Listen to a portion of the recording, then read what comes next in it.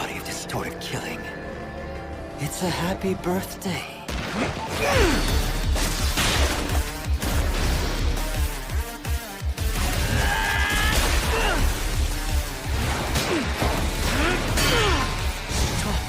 Its bare body is even harder than his was.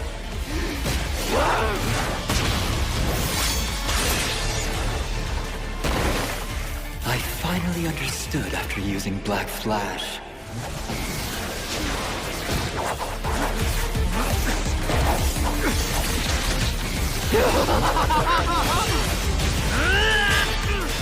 Anime villains don't just lose fights, they get broken. For most of the story, they feel untouchable, like nothing can reach them. But anime always flips that illusion at some point, and when it does, we get those moments where everything collapses in seconds. This video is about those fights, the moments where anime villains get completely cooked. It's the only way to see if it's real or fake. He's hidden a piece of the notebook!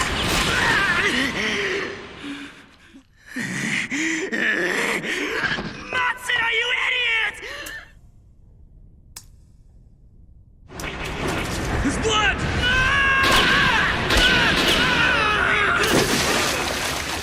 I'll kill him. I'll kill him! He has to die! Death Note, Episode 37, Light Yagami vs. Nier, Warehouse Final Fight. Light spent the series acting like a god, every move calculated, every opponent manipulated. But in the final Warehouse confrontation, Nier corners him completely. For the first time, Light can't control the outcome. His calm breaks, his confidence fades into panic. The same man who outplayed detectives for years is reduced to desperation in seconds. And that's what makes it hit so hard. Not just that he loses, but that his illusion of superiority shatters completely in front of everyone.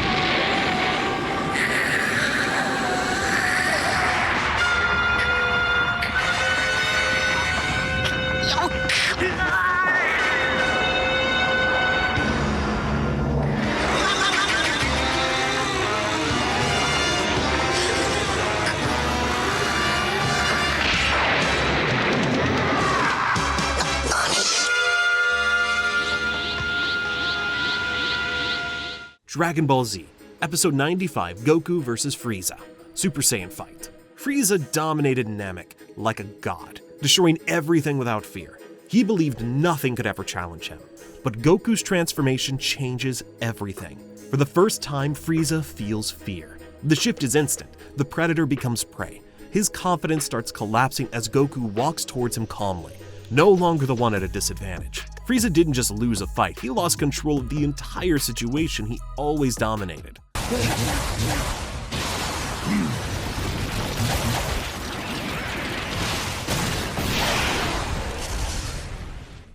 Let's kick it up a notch, Itadori! This'll be... Hold on a minute. Are you leaving me out of the conversation?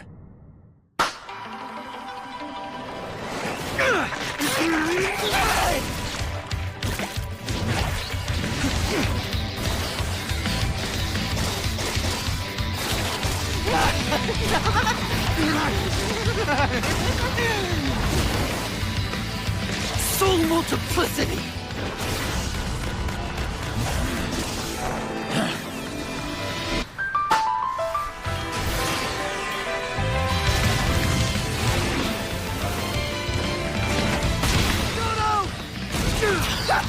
You underestimate me!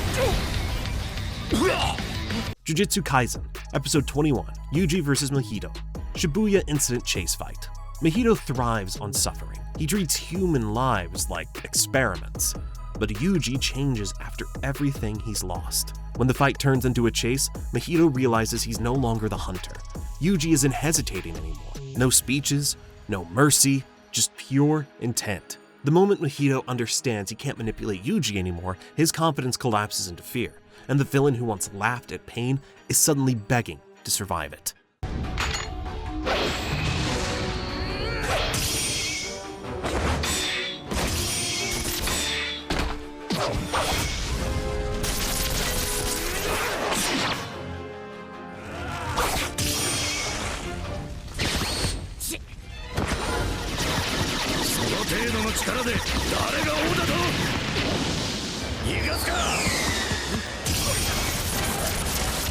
One Piece, Episode 1062, Zoro vs. King, Onigashima Roof Fight. King spins the fight believing Zoro has no real chance. His entire fighting style is built around the idea that his Lunarian physiology makes him nearly impossible to kill. He even directly implies that Zoro's attacks are pointless against him, acting like the gap between them is something biology alone guarantees. But Zoro refuses to accept that logic. Even while injured and pushed to his limits, he starts reading King's patterns instead of brute forcing his way through. The key shift happens when Zoro realizes it's not just about raw power. It's about understanding when King is vulnerable.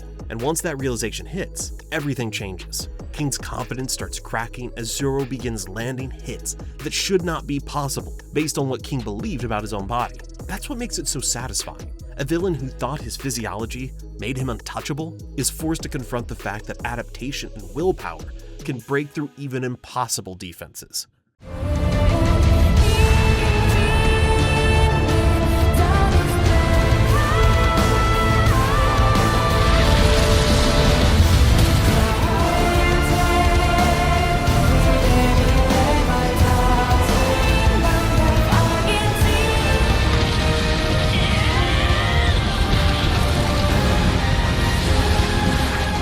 Attack on Titan, final season finale. Eren versus the Alliance, final battle. Eren becomes the thing he once hated. The final fight isn't about pride, it's about stopping him. His former friends face him, knowing exactly who he used to be. The battle feels tragic more than victorious. Every blow carries history, not just power. And by the end, Eren isn't just defeated physically, he's completely consumed by the path he chose. Person, Edward. That's amazing. It can actually talk.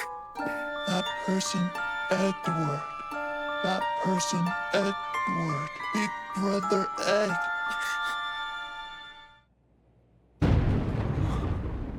Mr. Tucker, when did you first get your state certification? It was 2 years ago. And when did your wife leave you? That was 2 years ago, too. Nina and Alexander. Where are they? Damn brat, figuring it out so quickly. Fullmetal Alchemist Brotherhood, Episode 4, Confrontation After Truth Reveal. Tucker isn't strong. He's disgusting. When the truth comes out, there's no epic battle, just immediate disgust and rage from everyone around him. He represents a different kind of villain downfall. No power fantasy, no redemption, just consequences catching up instantly. That's what makes it hit. Some villains don't need a long fight to be cooked. They just need to be exposed.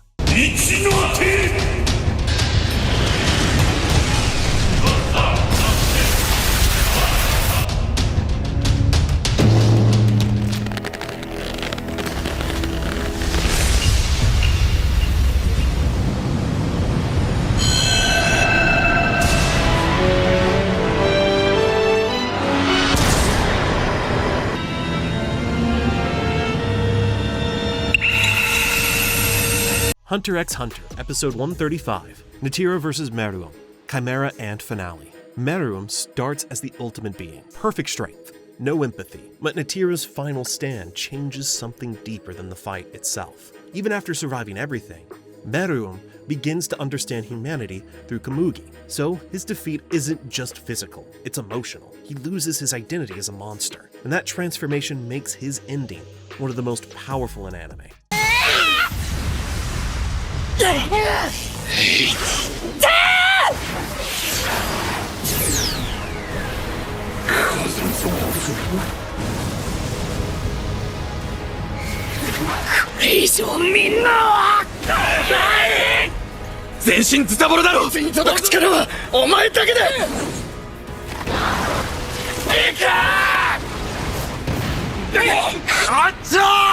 My Hero Academia, Final War Arc, Deku, and Heroes, versus All for One. All for One operates through control and manipulation. Every move is planned ahead. But as the final war unfolds, that control starts slipping.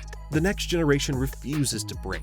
Heroes keep standing back up, and slowly the man who spent his life controlling others realizes he can't control the outcome anymore. That loss of control is what truly defeats him, not just the punches. Anime villains are remembered because they feel untouchable, until they aren't. And when that moment hits, it's always satisfying. Because it's not just about winning a fight, it's about breaking the illusion they built around themselves. And that's why these moments will always hit the hardest.